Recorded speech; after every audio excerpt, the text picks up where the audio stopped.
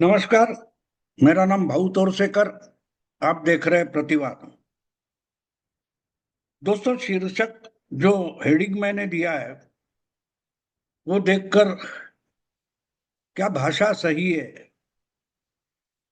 लोकसभा में जो विपक्ष का नेता है उसके बारे में इस ढंग की भाषा क्या सही है, ऐसा सवाल आपके मन में पैदा हो सकता है कि एक सीनियर या बूढ़ा बुजुर्ग पत्रकार होने के नाते क्या ये भाषा मुझे शोभा देती है। तो दोस्तों, ये मेरी भाषा नहीं है। जिनके बारे में मैंने बोला है वो उनकी भाषा है, यानी राहुल गांधी की भाषा है। जो चौराहे पर टपोरी लोग भाषा बोलते हैं, उसी ढंग से अगर राहुल गांधी देश की सबसे ऊंची जो ऊंचा जो मंच है वहां अगर उस ढंग से बोलते हैं तो बोलना पड़ेगा, क्योंकि वो उन्हें पसंद है और उनकी ही भाषा है। जब ये मानसून सेशन पार्लियामेंट का शुरू हो गया था, याद है उस वक्त राहुल गांधी ने क्या कहा था? देखो मोदी भाग गया। क्या कहा था? देखो मोदी भाग गया। देश का प्रधानमंत्री, उसका इस ढंग से आप वर्णन करोगे तो आपके बारे में भी वही भाषा तो शोभा देगी। और इसलिए मैंने वो बोला है। वैसे तो प्रधानमंत्री भागे नहीं थे या पार्लियामेंट छोड़कर भी नहीं गए थे। उनको कनाडा वगैरह जाना था, कहीं फिर आने कहीं माली वगैरह ऐसा कुछ जाना था। तो देश के प्रधानमंत्री के बारे में अगर विपक्ष का नेता इस ढंग से बोलेगा,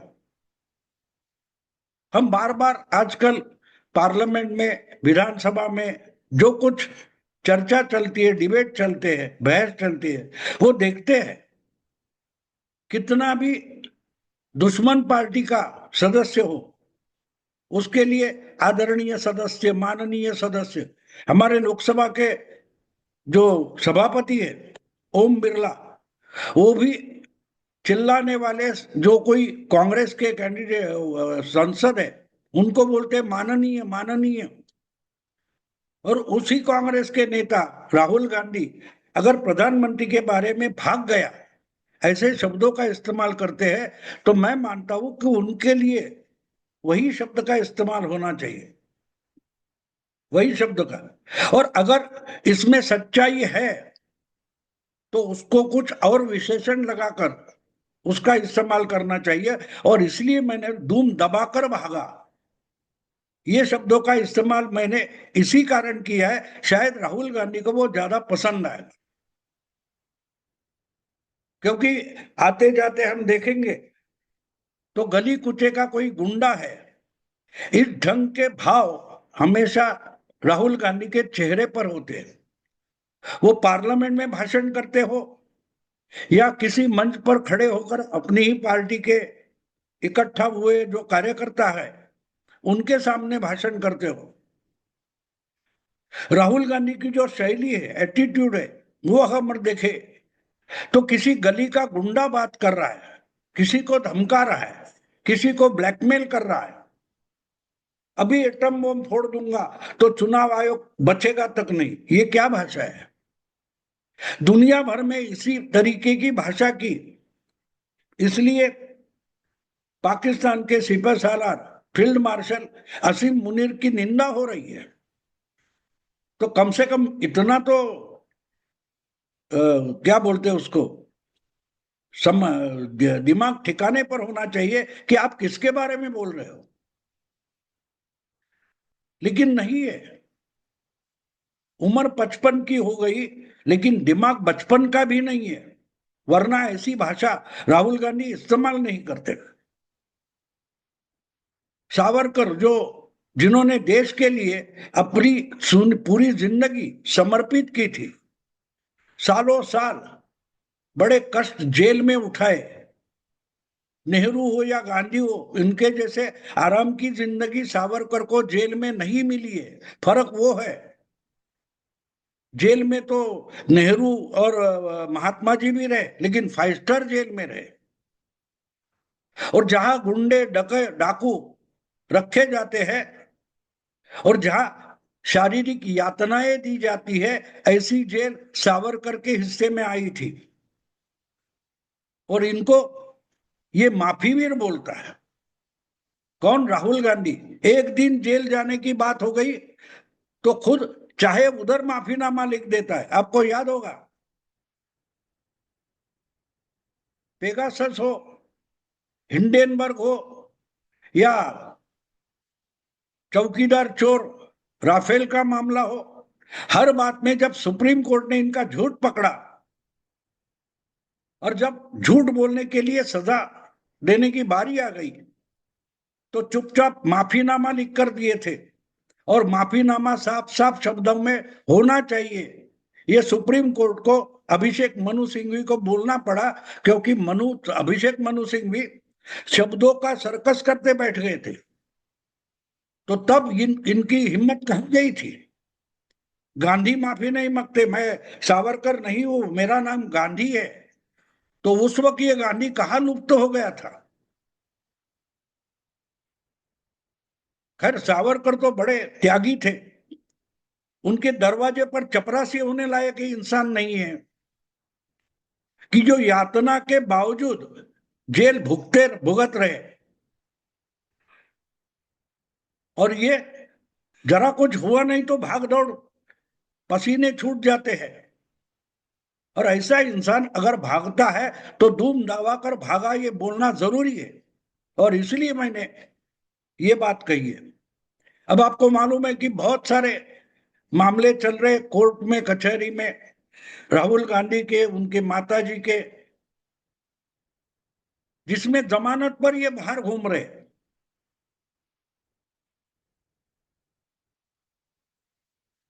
और दूसरों को गुंडागर्दी जैसी भाषा यूज करते। हुआ था ये कि ऐसे ही एक मामले में उनको पुणे में एक कोर्ट में हाजिर होना था और हाजिर नहीं हो पाते, इसलिए इनकी केसेस लंबी लंबी चलती रहती है, लंबी लंबी चलती रहती है। तो इनके वकील ने कोर्ट में जो देरी होने का कारण वगैरह कुछ सबमिट किया, उसमें एक लेटर ऐसा था कि राहुल गांधी की जान को धोखा है, क्योंकि वो सावरकर के खिलाफ बोलते, मोदी के खिलाफ बोलते, सनातन के खिलाफ बोलते, इसलिए राहुल गांधी के जीवन को धोखा है, संकट आ सकता है। तो ये मामला जब हुआ, तब जब ये बात खबर बन गई, तब राहुल गांधी ने जल्दी जल्दी में उनको बोला कि वो वापस कर लो। और इनके ही वकील ने कोर्ट में जाकर बोला कि मैंने राहुल गांधी से बिना बात करते हुए, उनकी सलाह मशवरा ना करते हुए ये याचिका दिए कि जान को धोखा है राहुल गांधी के। क्योंकि राहुल गांधी डरे हुए, आजकल वो किसी भी जगह पर सिग्नेचर करने को डरते हैं। चुनाव आयोग ने बोला जो कुछ तुमने एक तमाशा चालू किया है, वोट चोरी, वोट चोरी, नाम काटे गए वोटर लिस्ट से, उसके बारे में जो कुछ सबूत है वो एफिडेविट करो, सिग्नेचर करो और हाजिर करो। अगर झूठ साबित हुए तो जेल जाना पड़ेगा। तो बोलते मैंने एफिडेविट तो नहीं दूंगा। तो साफ साफ बात है, ये एफिडेविट करने को, यानी मैं जो कह रहा हूं वो सच है, इसकी गारंटी देने के लिए राहुल गांधी डरते हैं, डरपोक इंसान है, इनमें हिम्मत नहीं है। हाँ, वो मोदी जी को बोलेंगे मेरी आंखों में आंखें डालकर प्रधानमंत्री बात नहीं कर सकते, और लेकिन कोर्ट कचहरी और कानून की आंखों में आंखें डालकर क्या राहुल गांधी बात कर सकते हैं? अगर इतनी हिम्मत होती तो प्रेस कॉन्फ्रेंस में नहीं घूमते, अपनी जनता की अदालत, अरे जनता की अदालत क्या होती है? चुनाव जनता की अदालत होती है। अगर आपके पास हिम्मत है तो आपने जो कहा है उसकी सच्चाई की गारंटी दे दो, और हर एक को देनी पड़ती है। हर कोई जो है इस देश में जो संविधान मानता है और सच बोलना चाहता है, वो कभी सच का एफिडेविट करने में, प्रतिज्ञा पत्र करने में डरता नहीं है। तो राहुल गांधी अपना एफिडेविट देने से क्यों डर रहे, जो इतना बड़ा आरोप किया है उन्होंने? क्योंकि मालूम है वो झूठा साबित होगा, और अगर झूठा साबित होगा तो जेल जाना पड़ेगा, और जेल जाने से ये इंसान बहुत डरता है, बहुत डरता है। और इसलिए जो इंसान चुनाव आयोग को उसने ही किए हुए आरोप का एफिडेविट नहीं देना चाहता, वो अब इतना डर गया है कि अगर कहीं उनके वक्तव्य पर एफिडेविट मांगा जाएगा, डिटेल मांगा जाएगा, और अगर वो झूठ साबित हुआ तो क्या करेंगे, इससे डरे हैं।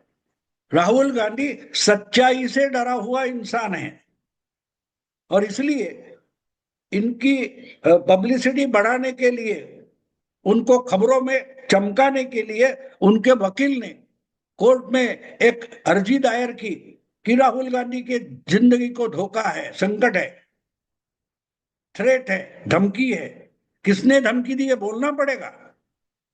हवा में इस खबर में आया था, उस खबर में आया था, इसको सबूत नहीं मानते, उसको कोर्ट की भाषा में हियर से बोलते हैं, गपशप की बात, बाजार गप होती है वो। और इसलिए इनके वकील ने अपना दिमाग लड़ाया, या शायद राहुल गांधी ने भी बोला होगा, और उसकी खबर छपकर आने के बाद एक दिन बाद वो वही वकील खुद कोर्ट में जाकर विड्रॉ करता है कि नहीं नहीं, मैंने उनके साथ बात नहीं की। तो राहुल गांधी के जान को धोखा है, संकट है, इसका पता इनको कैसे लगा? और इसलिए भागे भागे पहुंचे और वह अर्जी वापस ले ली, क्योंकि बात साफ है, जो मामला चुनाव आयोग में हो गया है, जो कुछ है वो एफिडेविट बनाकर दे दो। आपके जान को धोखा हो या आपके पास चुनाव आयोग के खिलाफ कोई सबूत है तो एफिडेविट करके दे दो। अगर बात झूठ है तो एफिडेविट करने को कोई भी डरता है, क्योंकि आप शपथ पत्र पर लिख कर दोगे कि ये चीज है, और अगर झूठ साबित हुई उसका मतलब ये होता है वो आप कोर्ट को उल्लू बनाना चाहते हैं, कोर्ट के सामने झूठ बोल रहे हो, आप शपथ पर झूठ बोलने वाले हो। और राहुल गांधी झूठ बोल रहे हैं, इसका सबसे बड़ा सबूत क्या है? तो वो जो कुछ है वो शपथ पत्र पर बोलने को राजी नहीं है। जबकि हमारे यहां जहां भी जाओ, कानून के दस्तावेज सब सबमिट करने हैं, जमा करने हैं, तो हमको एफिडेविट देना पड़ता है। और ये इंसान बोल रहा है कि मैं एफिडेविट नहीं दूंगा। क्यों? जो बोल रहे हो उस पर तुम्हारा ही भरोसा नहीं है।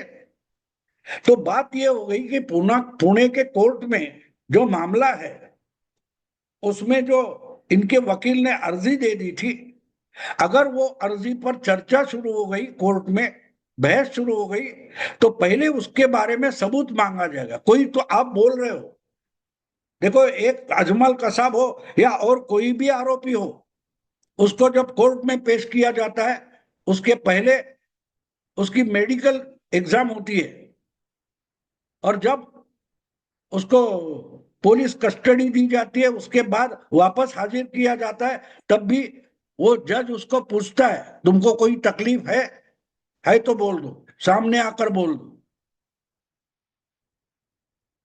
तो राहुल गांधी को भी पूछा जाएगा कि आपको अगर धमकी मिली है, धोखा है, तो कौन सा धोखा है, उसका क्या सबूत है? तो सबूत पेश करने में राहुल गांधी इतने डर गए कि एक दूसरे केस में, दूसरे मामले में, जो उन्होंने ही, उनके ही वकील ने जो अर्जी पेश की थी, उससे भी राहुल गांधी डर गए। क्यों डर गए? कि शायद इसमें भी एफिडेविट बनाकर पेश करो बोला जाएगा, तो सबूत कहां से लाऊंगा? क्योंकि हमेशा तो झूठ बोलते हैं, झूठ बोलना ही इनकी फितरत है। तो जब सबूत पूछा जाएगा तो धूम दबाकर भागेंगे।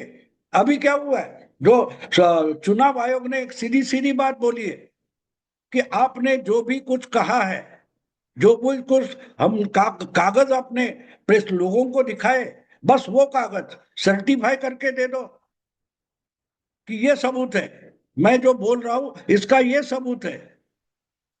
लेकिन राहुल गांधी को भी पता है कि वो कागज झूठे हैं, और उनके कागज कितने झूठे हैं ये उनके ही एक राजन्ना नाम के कर्नाटक के मंत्री ने बोल दिए। तब इनकी इज्जत निकल गई, नाक कट गई, तो उसको रिजाइन करना पड़ा बेचारे को। उसको मंत्रिमंडल से निकाल दिया, जो इनका ही था, राजन्ना। उसने कहा कि जिस पर बात कर रहे हो वो तो वोटर लिस्ट जब कांग्रेस की सत्ता थी तब बनाई गई है, तो हमको ऐसे आरोप करने में शर्म लगनी चाहिए। ये राजन्ना राहुल गांधी का मंत्री बोल रहा था, तो उसको सैक कर दिया, क्योंकि ये डरा हुआ इंसान है।